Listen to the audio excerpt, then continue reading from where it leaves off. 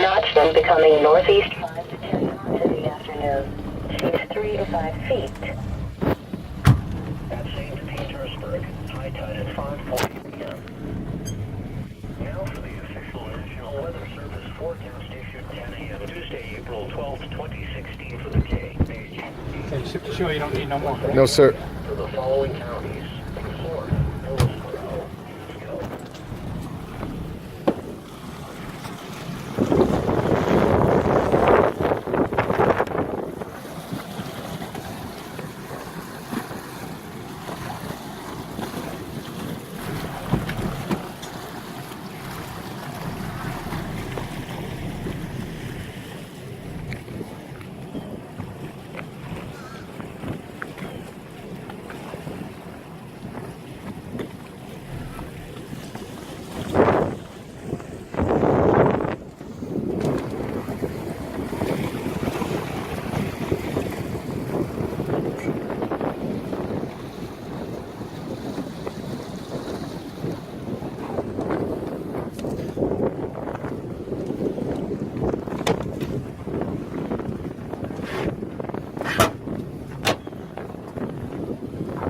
go.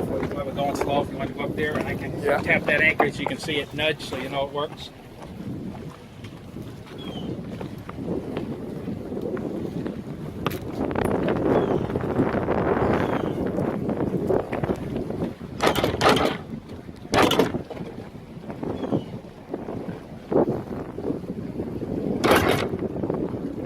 Perfect. And there's foot switches underneath those round knobs.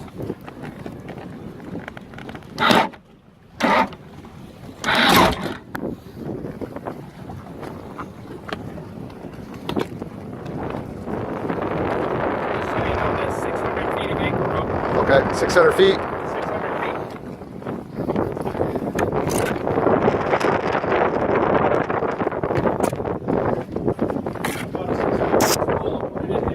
Okay.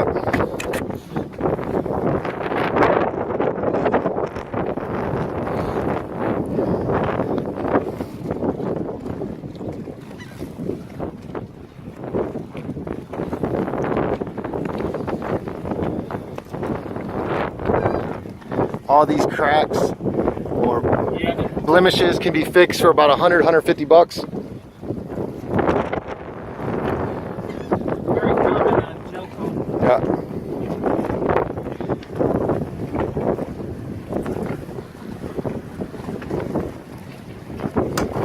Seat flaps down here, driver. Extra storage for drinks, ice. Drains out to the bottom of the hull, let the bilge do the rest. Awesome.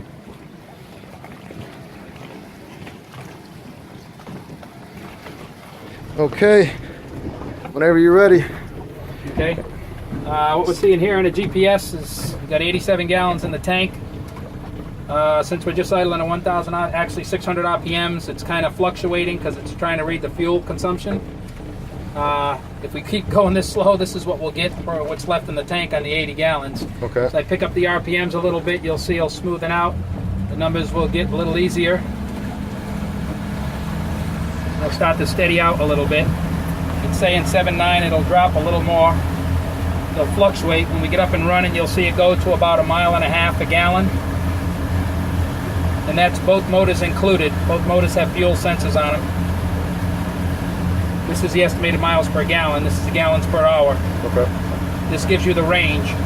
So you can always double check it on your GPS and let you know, hey, you don't have enough fuel to make it back. Okay. So, all right, otherwise that, we can take this thing up. Right now we're only doing about 1,800 RPMs. We'll take it up to about 3,000, give it a good poke in the butt, and you'll get to see a run. Okay. All right?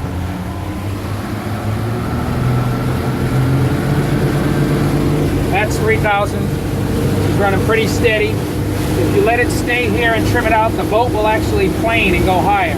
Okay. But we're going to poke it in the butt and see what it's got for throttle and see what we can do. Gotcha. Let's give it a run.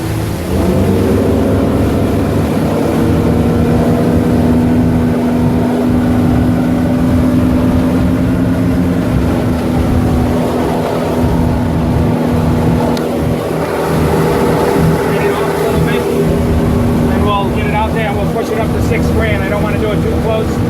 all these houses we're at, so we'll drive a little respectable until we get away from this area.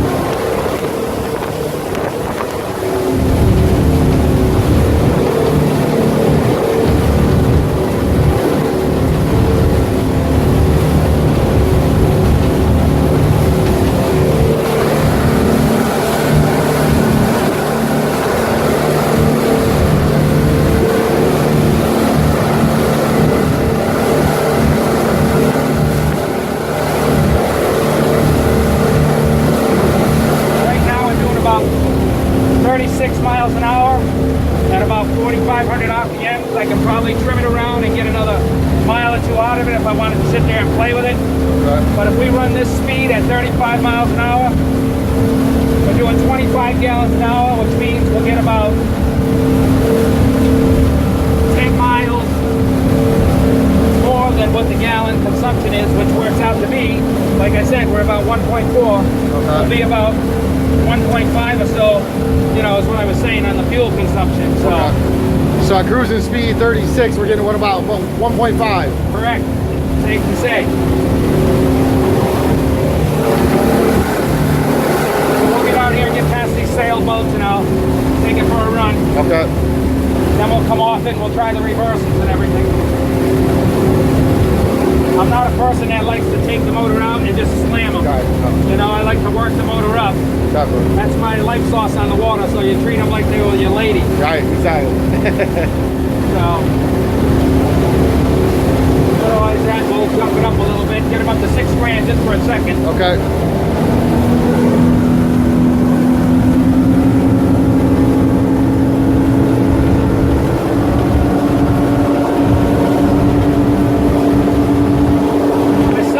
Throttle, but I give it a little more, you'll hear it.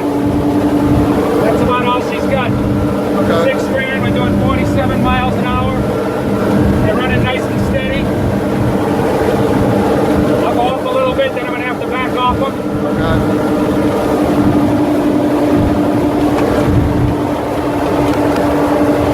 Gotta come down.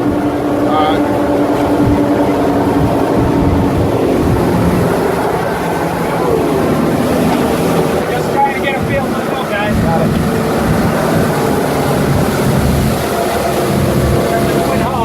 Problem with it. Nope. You get caught in between. That's why it cuts out. It leans onto one side, but you'll learn to use the trip pads quite a bit. But you're very stable, they don't tip. Right. Gonna spin the boat around here, guys, so you get an idea. Alright.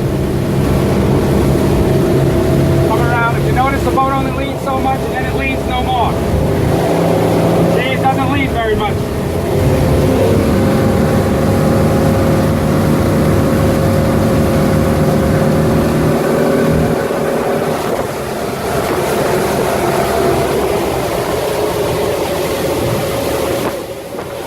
Perfect. Alright, I'm just going to pull it over here and we'll try the reverses. Yep. All the motors are good, guys. You've seen it. If you want to see a dead fork out of the water, just hang on and I'll hit it. And this will be the last one and then we're going to go to reverse. Got it.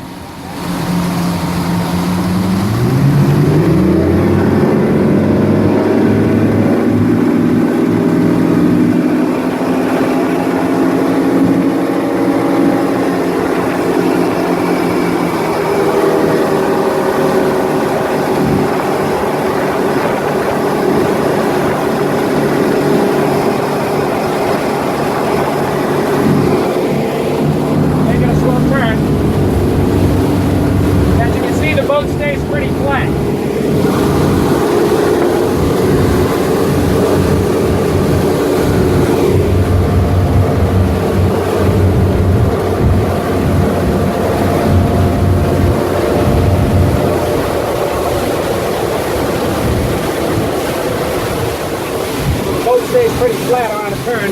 You just have to get used to the twin hull. Yeah. People are used to a single hull. Trust me, it's not that bad. You just have to. It's a learning curve. Yes. You got to get out there and use it. It's like hopping around on one foot and all of a sudden someone with another one. Right. Or skiing and then you want to solid ski. All right, we'll slow the boat down and get it in reverse. Both motors right now. I'm just trying to stop it. Okay, I will, we're neutral. I'm going to kick one motor. It's going to be the one you're looking at, and we'll see the reverse. It'll good steady flow, sounds smooth. Okay. Do this to the second one.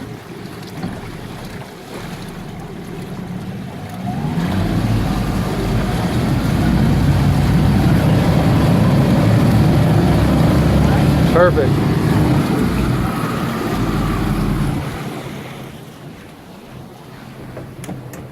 One thing they used to say about motors, I don't know about today's 4-strokes, they say it's never good to come straight flat off a throttle. Right.